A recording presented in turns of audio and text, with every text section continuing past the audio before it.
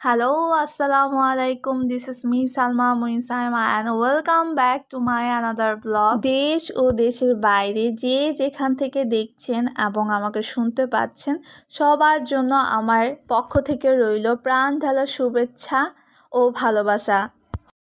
আশা করি সবাই অনেক ভালো আছেন। প্রচণ্ড গরমের পর এক বড়সড় ধরনের ঝড় বয়ে গেল বাংলাদেশের উপর দিয়ে। সেই সাথে আমার জীবনের উপর দিয়েও আল্লাহ তাআলা রাব্বুল আলামিন একটা পরীক্ষা নিয়ে নিলেন। তিনি যেই বান্দাকে সবচেয়ে বেশি পছন্দ করেন তার প্রিয় বান্দাদের উপর দিয়ে সবসময় নিয়ে থাকেন। সেই দুঃখ কষ্টের কথা না হয় পরেই বলা যাক। এই ছিল আমাদের গাছের আম, আমাদের নিজের বাসার সামনে গাছের আম, আমার শ্বশুর বাসার সামনে। তো ওই দিন গাছ থেকে আম পাড়া হয়, পেড়ে সবাইকে ভাগ করে দেওয়া হয়। আমাদের ফ্যামিলিতে বংশে যারা আছে সবাই ঘরেই এই আম পৌঁছায়।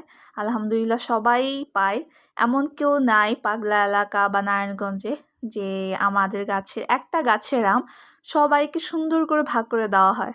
দিচ্ছিলাম যেহেতু নিজেদের গাছের আম, এটা বানানোর মধ্যে খাওয়ার মধ্যে এক ধরনের আনন্দ কাজ করে। তো আবার বাসার বাচ্চারাও খুব এক্সাইটেড ছিল, খুবই মানে কখন হবে কখন খাবে সবাই অপেক্ষা ছিলাম। অনেক আনন্দ হলো শেষমেশে আম নিয়ে। আর কিছুদিন পরে আবার আমরা বেড়াতে গেলাম, বাসার কাছে একটা পার্ক হলো। তো অনেক দিন ধরে গরমের জন্য বের হওয়া পড়ে না, তো তাদেরকে নিয়ে বাসার কাছে যেহেতু পার্কটা, তো নিয়ে গেলাম। সেখানে ভালোই ছিল, রেস্টুরেন্টের পাশাপাশি স্লাইড, দোলনা, ঘোড়া, বাচ্চারা খুব এনজয় করতেছিল। কিন্তু ভয়ের বিষয় ছিল সেখানে বিড়াল ছিল, অনেকগুলো বিড়ালের বেবি ছিল ছোট ছোট। আহবার আস্তার ওদেরকে দেখতে ছিল এবং চেহারাগুলো দেখতে এতটা বিদঘুটে ছিল, একদমই কিউট ছিল না। ভাগ্যিস সেখানে আমার বড় বোন ছিল না, সে যদি থাকতো রীতিমতো মনে হয় এক ধরনের চিৎকার চেঁচামেচি করে এক ধরনের একটা মানে সিনক্রেট তৈরি করে ফেলতো যে বিড়াল এখানে। তো বাচ্চাদের জন্য আসলেই উচিত না বিড়াল রাখা রেস্টুরেন্টগুলোতে, যেহেতু এখানে পার্ক রাখছে ওনারা, বাচ্চাদের ফেসিলিটি দিয়েছে, তো সেহেতু এইসব পালা আসলেই উচিত না। আর কীভাবে বিক্ষুব্ধভাবে আমার ছোট বাচ্চাটার দিকে তাকায় রয়েছে তীক্ষ্ণভাবে, মানে এখনই আক্রমণ করবে আমি না থাকলে। তো আমি ভয়ে দাঁড়ায় ছিলাম, ওরা খেলছে, বিভিন্ন ধরনের আইটেম ছিল খেলার। তো আর আমার ছোট বেবিটাও মানে খুব হ্যাপি ছিল, অনেক দিন পরে বের হয়েছে। তো ওটা বেবি খেলার চেষ্টা করতেছিল, বলগুলো খুঁজে খুঁজে ঝুড়ির মধ্যে রাখা। এখান দিয়ে আয়নায় আমি আমাকে একটু দেখতেছিলাম, এর মধ্যে দেখি ও মাই গড বিড়ালটা ফাইনালি চলে গেছে। তো আমার বেবিগুলাও দেখতেছে যে হ্যাঁ অবশেষে গেছে, ভয়টা গেছে। আবার তো একেবারে উকি টুকি দিয়ে দেখতেছিল। তো যাই হোক, আমার বড় বেবির নাম হচ্ছে আহবার মুইন চৌধুরী এবং ছোট বেবির নাম হচ্ছে আসরার মুইন চৌধুরী। দোনোজনই আমার আল্লাহর দান। ওই যে দেখা যাচ্ছে উনি হচ্ছে আমার প্রিয়তম, দূরে বসে রয়েছে, অর্ডার দিচ্ছিল ভিতরে বসে। বাইরে অবশ্য এসি ছিল না, এটা একেবারে খোলা আকাশের নিচে প্লেগ্রাউন্ডটা ছিল। আর ভিতরে রেস্টুরেন্টের ভিতরটা এসি ছিল। আমার বড় বাবার কাছে এই খেলাটা খুব ভালো লেগেছে। সে আসলে স্লাইড থেকে, দোলনা থেকে, মানে মনে হচ্ছিল যে এটাই তার কাছে খুব বেস্ট মনে হচ্ছিল। খেলাটা ফার্স্ট খেলছে ও, আর আনকমনও লাগতেছে তার কাছে।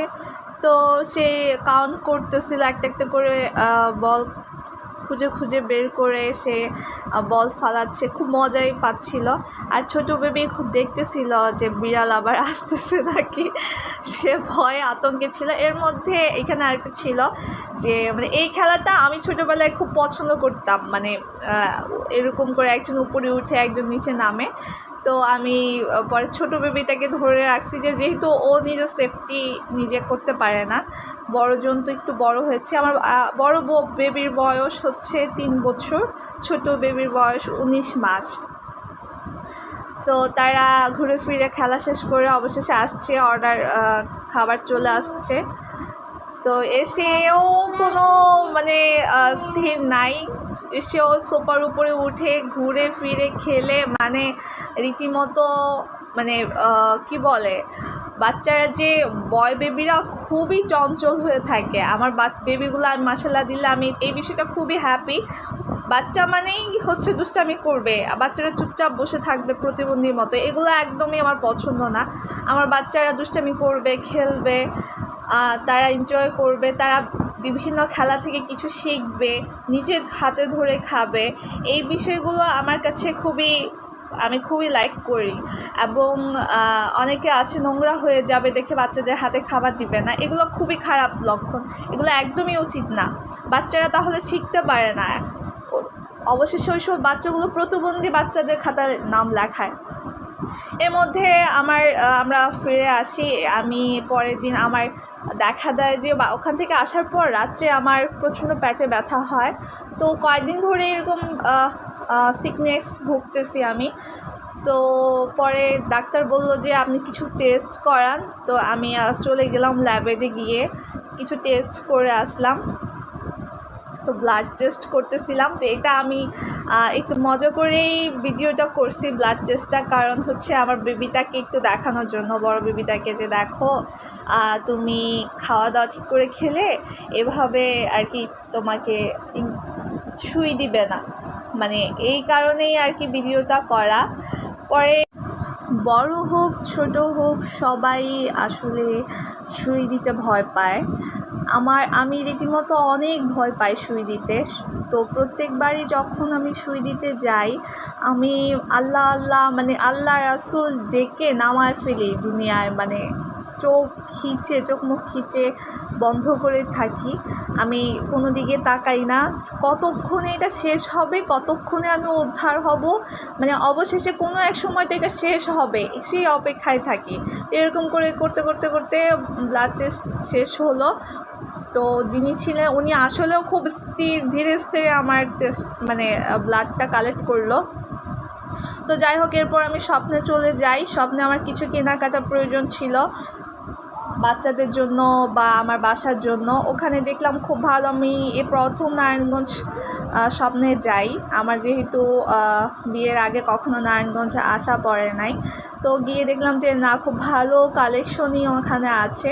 তো গিয়ে টুকটাক যা প্রয়োজন ছিল আমি কিনে ফিরে আসলাম। এরপর আসার পর খুব ক্ষুধা লাগছে, তো দেখতেছিলাম কি খাওয়া যায়, কি বেবিদের জন্য নেওয়া যায়।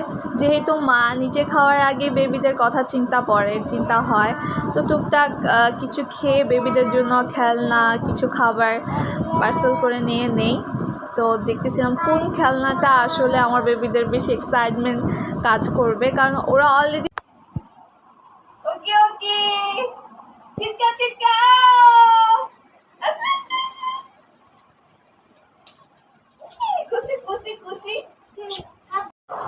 পরের দিন আমি রেডি হয়ে যাই হসপিটালের উদ্দেশ্যে, এবং যেতে যেতে রাত হয়ে যায়। ইমার্জেন্সি আমার অপারেশন ছিল।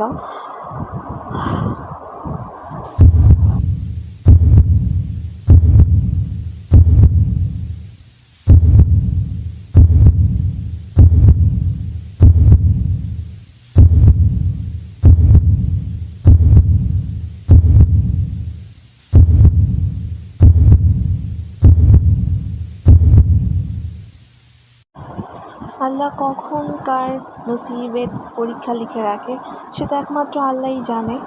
হঠাৎ করেই আমি কিছুদিন অসুস্থ ছিলাম, হঠাৎ করেই অসুস্থতা ধরা পড়ে।